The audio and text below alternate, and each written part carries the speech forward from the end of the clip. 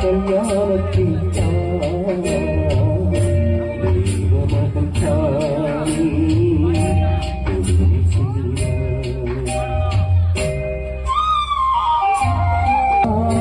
தாழ்மையால் நாடு பழகு சொல்ல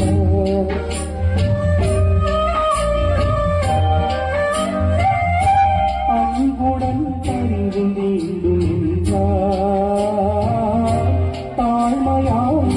பழக சொன்னார் ஒளியுடன் வாழும் வழி கண்டார்